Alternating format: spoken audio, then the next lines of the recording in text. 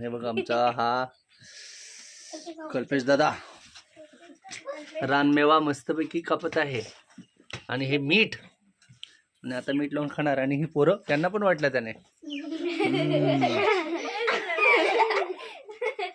बाई तुमचं खाला दाखवला ना.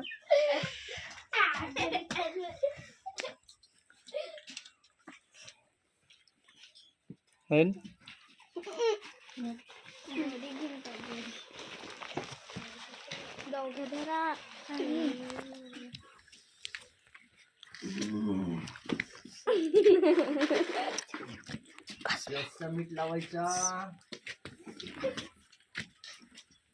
कसं खायचं रे याला.